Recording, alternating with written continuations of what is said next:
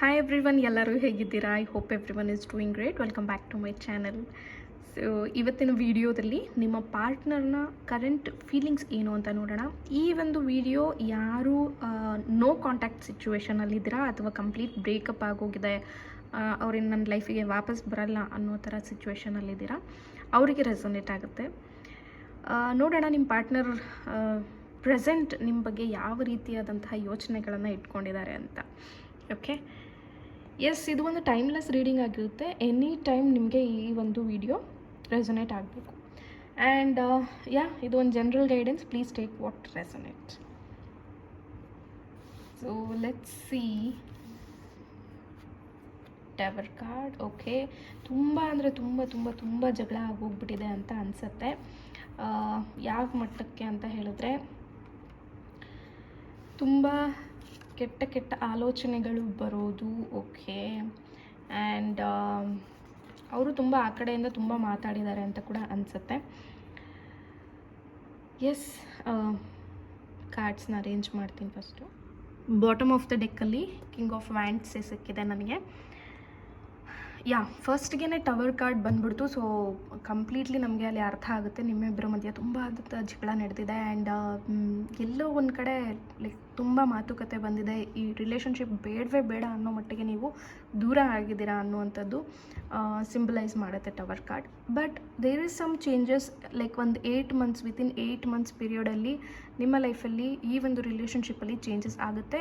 Every day you are manifesting a communication or ಏನು ಅವ್ರ ಜೊತೆ ಮತ್ತೆ ರೀಕನ್ಸಿಲೇಷನ್ ಆಗಿರ್ಬೋದು, ಅಥವಾ ಒಂದು ಸಣ್ಣ ಮಾತುಕತೆ ಆಗಿರ್ಬೋದು. ಎಲ್ಲೋ ಒಂದು ಕಡೆ ನಿಮಗೆ ಅನ್ನಿಸ್ತಾ ಇದೆ ಅವ್ರಿಗೆ ರಿಯಲೈಸ್ ಆಗಬೇಕು, ನಾನು ಆ ರೀತಿ ಏನಾದರೂ ಮಾಡಬೇಕು ಅನ್ನೋದು ತುಂಬಾ ನಿಮಗೆ ಮೈಂಡಿಗೆ ಬಂದುಬಿಟ್ಟಿದೆ.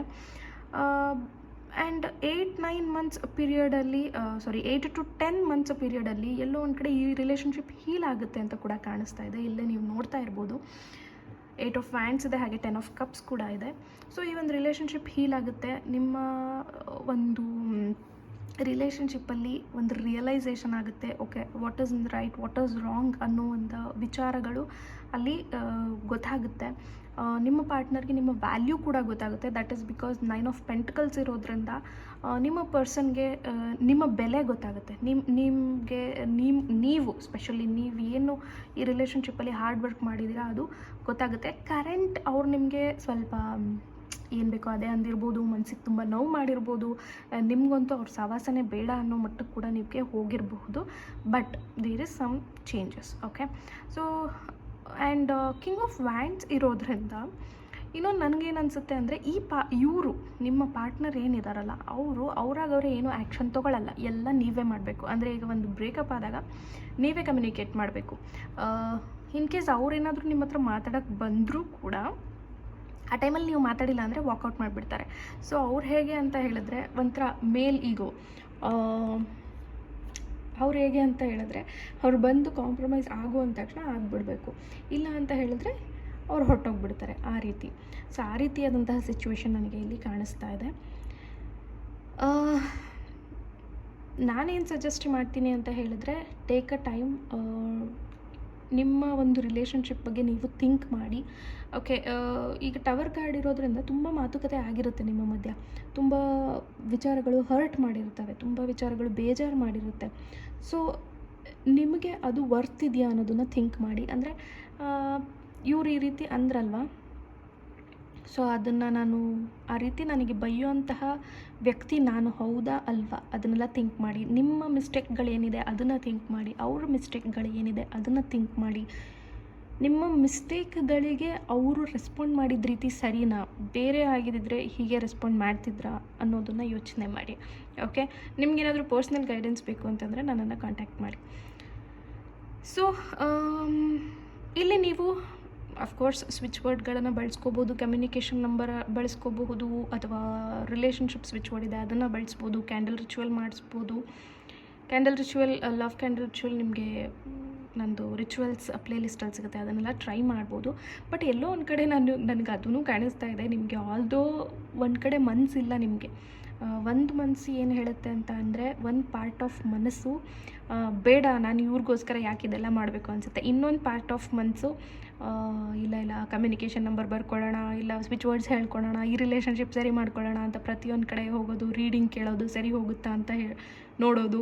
ಇನ್ನೊಂದು ಕಡೆ ಅವ್ರನ್ನ ಸರಿ ಹೋಗಲಿಲ್ಲ ಅಂತಂದರೆ, ಸರಿ ಹೋಗದೇ ಇದ್ರು ಪರವಾಗಿಲ್ಲ ಬಿಡು ಅಂತ ಬೈಕೊಳ್ಳೋದು, ಇದೆಲ್ಲ ಕಾಣಿಸ್ತಾ ಇದೆ. ಬಟ್ ನಾನು ಹೇಳೋದು, ಒಂದಕ್ಕೆ ಸ್ಟಿಕ್ ಆನ್ ಆಗಿ ಯೂನಿವರ್ಸಿಗೆ ಕನ್ಫ್ಯೂಸ್ ಮಾಡಬೇಡಿ.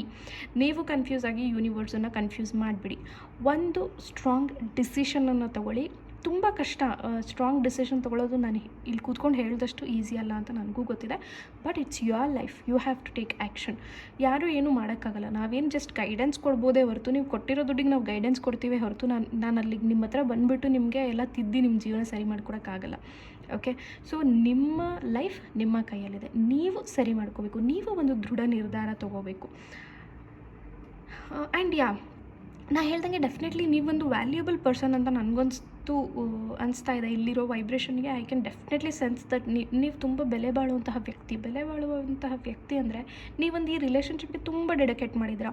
ಎಲ್ಲೋ ಒಂದು ಕಡೆ ಆಪೋಸಿಟ್ ಪರ್ಸನ್ ಅಷ್ಟು ವರ್ದಿ ಇಲ್ಲ ಅಂತ ಅನಿಸುತ್ತೆ. ಅಂದರೆ ಅವರಿಗೆ ಇಷ್ಟೊಂದು ನೀವು ಮಾಡೋ ಅವಶ್ಯಕತೆ ಇರಲಿಲ್ಲ ಅಂತ ನನಗನ್ಸುತ್ತೆ. ಆ್ಯಸ್ ಐ ಸೆಡ್, ಇದು ತುಂಬ ಜನರಲ್ ಗೈಡೆನ್ಸು.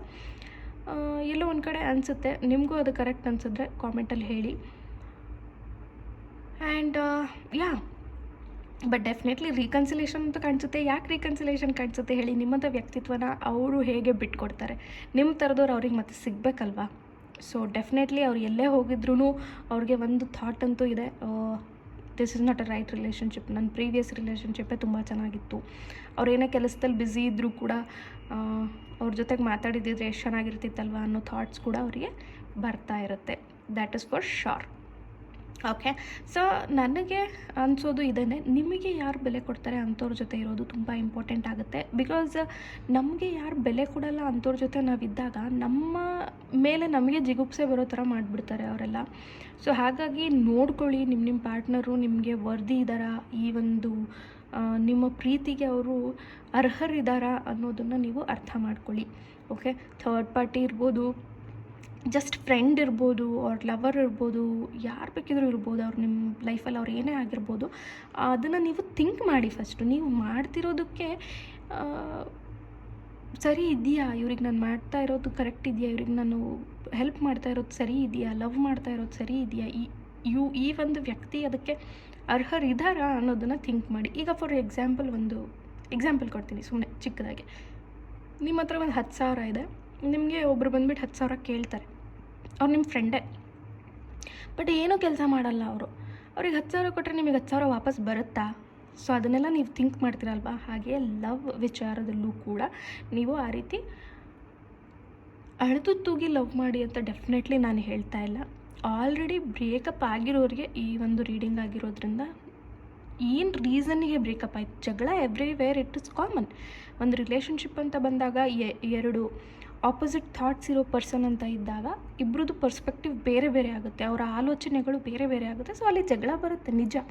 ಬಟ್ ಅವರು ನಿಮಗೆ ಯಾವ ರೀತಿ ಹರ್ಟ್ ಮಾಡಿದ್ರು ಅನ್ನೋದು ತುಂಬ ಇಂಪಾರ್ಟೆಂಟ್ ಆಗುತ್ತೆ. ಸೊ ನಿಮ್ಮ ರಿಲೇಷನ್ಶಿಪ್ಗೆ ಏನು ಆ್ಯಕ್ಷನ್ ತೊಗೋತೀರಾ ಅನ್ನೋದು ನಿಮಗೆ ಬಿಟ್ಟಿದ್ದು, ಹೇಗೆ ಡಿಸೈಡ್ ಮಾಡ್ತೀರಾ ಅನ್ನೋದು ನಿಮಗೆ ಬಿಟ್ಟಿದ್ದು. ತಿದ್ಕೊಂಡು ಸರಿ ಹೋಗ್ತಾರೆ ಅನ್ನೋದಾದರೆ ಡೆಫಿನೆಟ್ಲಿ ವೆಯ್ಟ್ ಮಾಡಿ, ಇಲ್ಲ ಅಂತಂದರೆ ಮೂವ್ ಆನ್ ಆಗಿ. ಬಿಕಾಸ್ ನಾನು ಹೇಳ್ದಂಗೆ you are very valuable person. So comment ಸೆಕ್ಷನ್ನಲ್ಲಿ ಐ ಲವ್ ಮೈ ಸೆಲ್ಫ್ ಅಂತ ಕಮೆಂಟ್ ಮಾಡಿ. Because self love is very very important. ನೀವು ನಿಮ್ಮನ್ನು ಹೇಗೆ ಟ್ರೀಟ್ ಮಾಡ್ಕೋತೀರಾ, ಅವರು ಆಪೋಸಿಟ್ ಅವ್ರು ಯಾರೇ ಆಗಿರ್ಬೋದು, ನಿಮ್ಮ ತಂದೆ ತಾಯಿಗಳೇ ಆಗಿರ್ಬೋದು, ಅಥವಾ ನಿಮ್ಮ ರಿಲೇಟಿವ್ಸೇ ಆಗಿರ್ಬೋದು, ಆರ್ ನಿಮ್ಮ ಲವರ್ಸ್, ನಿಮ್ಮ ಫ್ರೆಂಡ್ಸ್, ಯಾರೇ ಆಗಿರ್ಬೋದು, ಅವರು ನೀವು ಹೇಗೆ ರೆಸ್ಪಾಂಡ್ ಮಾಡ್ತೀರಾ ಹಾಗೆ ರೆಸ್ಪಾಂಡ್ ಮಾಡ್ತಾರೆ. ನಿಮ್ಮ ಸೋಲಿಗೆ ನೀವು ಹೇಗೆ ರೆಸ್ಪಾಂಡ್ ಮಾಡ್ಕೋತೀರಾ ಅವರು ಹಾಗೆ ರೆಸ್ಪಾಂಡ್ ಮಾಡ್ತಾರೆ. ನಿಮ್ಮನ್ನು ನೀವು ಯಾವಾಗಲೂ ಕಡೆಗಣಿಸ್ಕೊಳ್ತಾ ಇದ್ದರೆ ಅವರು ಹಾಗೆ ಮಾಡ್ತಾರೆ. Okay, so I love myself ಅಥವಾ ಸೆಲ್ಫ್ ಲವ್ ಅಂತ ಕಾಮೆಂಟ್ ಮಾಡಿ, ಎನರ್ಜಿನ ಕ್ಲೇಮ್ ಮಾಡಿ. Thank you.